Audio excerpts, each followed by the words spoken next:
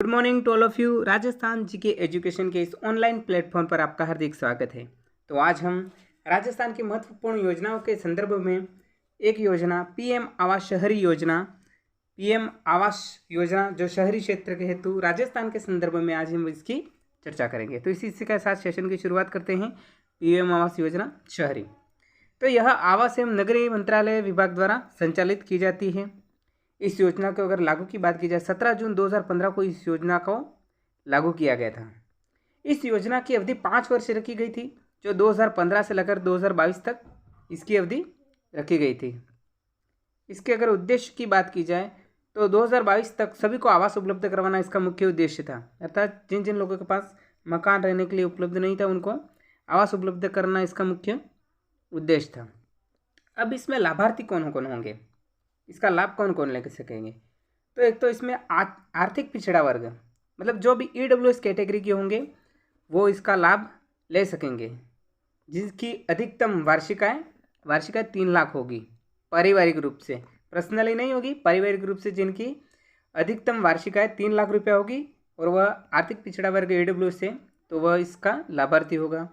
दूसरा होगा निम्न आय वर्ग, मतलब सीआईजी कैटेगरी के, तो उसमें क्या होगा कि इसमें प्रति परिवार मतलब पूरे परिवार की आय अधिकतम वार्षिक आय उसमें 5 लाख तक की होगी तो वह इस योजना का लाभ ले सकेगा।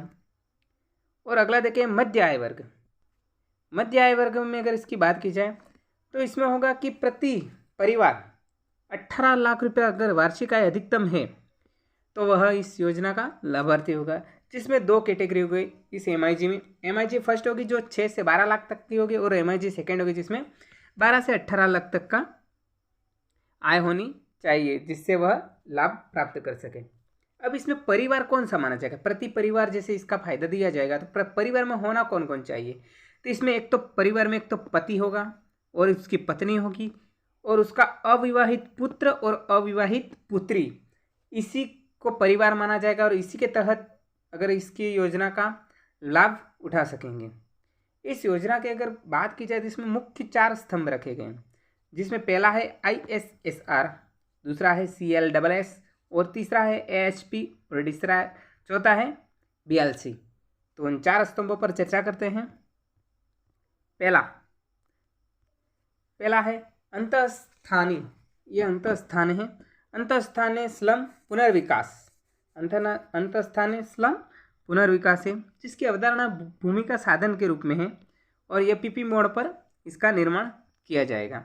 दूसरी है क्रेडिट लिंक सब्सिडी के माध्यम से वहनीय आवास, मतलब कि जैसे कि अगर आप कोई मकान बनाना चाहते हो और उसमें थोड़ा सा कोई ब्याज मतलब और भी अनुदान चाहिए उसमें, तो इसके आधार पर उसमें अनुदान इन कैटेगरी को उपलब्ध करवाया जाएगा, जिसमें ईडब्ल्यूएस कैटेगरी होगी, एलआईजी कैटेगरी होगी, एमआईजी होगी, एमआईजी में फर्स्ट एंड सेकंड दोनों होगी, जो कि ये कैटेगरी लोग लाभार्थी नए निर्माण या भवन की वृद्धि एवं ब्याज के लिए अनुदान के लिए पात्र होंगे। मतलब अगर वो ब्याज का अनुदान लेना चाहते हैं तो उसके वो पात्र होंगे, जिसमें 3 कैटेगरियाँ होंगी। जैसे कि अगर 6 लाख तक के लिए अगर आप अनुदान लेना चाहते हैं तो उसमें 6.5% अनुदान होगा, ब्याज अनुदान होगा। 9 लाख तक का लिए अगर लेना चाहते हैं उसमें 4% ब्याज अनुदान, और अगर 12 लाख तक के लिए लेना चाहते तो उसमें 3% ब्याज अनुदान होगा। इसके बाद हम तीसरे पॉइंट की बात करते हैं या तीसरे स्तंभ की बात करें तो इसमें भागीदारी के माध्यम से वहनीय आवास।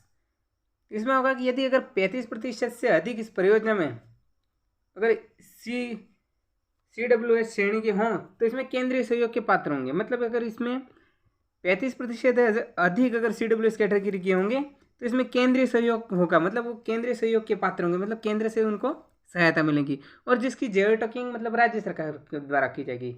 जियो टैगिंग अर्थात मतलब कौन पात्र है कौन पात्र नहीं है, इन लाभार्थियों का पता राज्य सरकार द्वारा जियो टैगिंग के माध्यम से किया जाएगा या फिर उसका सुनिश्चित रूप से करवाया जाएगा, इनका सर्वेक्षण करवाया जाएगा और इसका जियो टैगिंग पूरी राज्य सरकार के द्वारा की जाएगी। और जियो टैगिंग के लिए भुवन HAF एप्लीकेशन द्वारा इसका जियो टैगिंग करवाया जाएगा। अगला है मकानों का स्वामित्व। जो मकानों का स्वामित्व होगा वो महिलाओं के नाम पे होगा।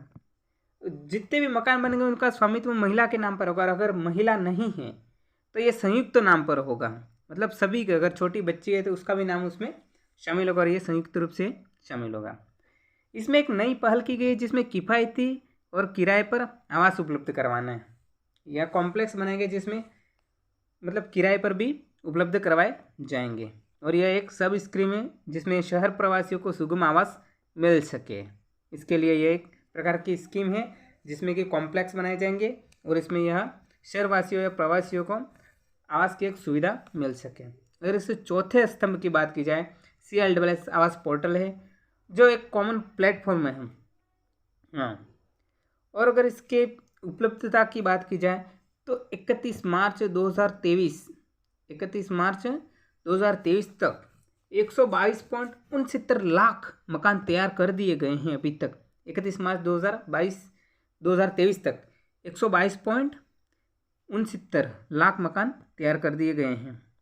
अगला है 31 मार्च 2023 तक स्वीकृत मकानों को पूरा करवाने के उद्देश्य योजना को 31 दिसंबर 2024 तक बढ़ा दिया गया। मतलब जो मकान इसमें स्वीकृत कर लिए गए हैं उनको बनाने के लिए और उस उद्देश्य को पूरा करने के लिए इसकी अवधि को थोड़ा बढ़ाया गया और 31 दिसंबर 2024 तक इसकी अवधि बढ़ा दी गई। अब इसके कार्य की बात की जाए तो यह राज्य UTS केंद्रीय नोडल एजेंसी द्वारा इसका कार्य किया जाएगा।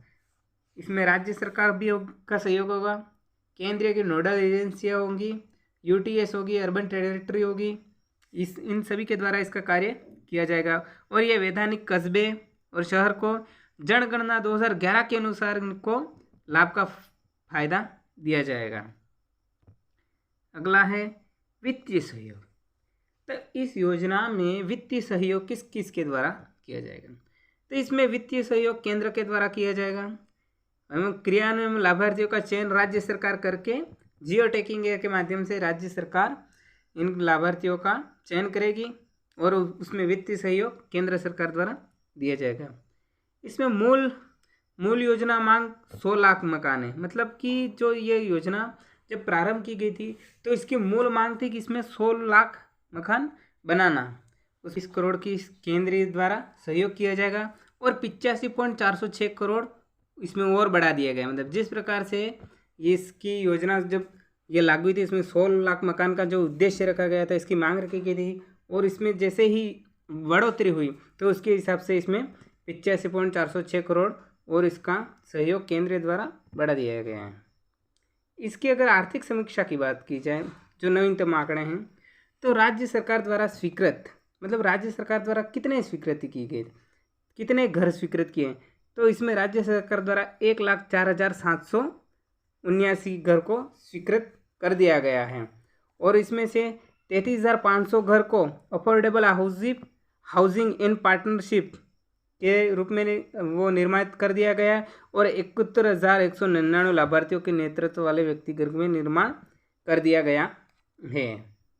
और इसके बाद की जाए आगे तो क्रेडिट लिंक सब्सिडी स्कीम में जो जिस प्रकार से अपना क्रेडिट लिंक सब्सिडी दी जा रही थी उसके तहत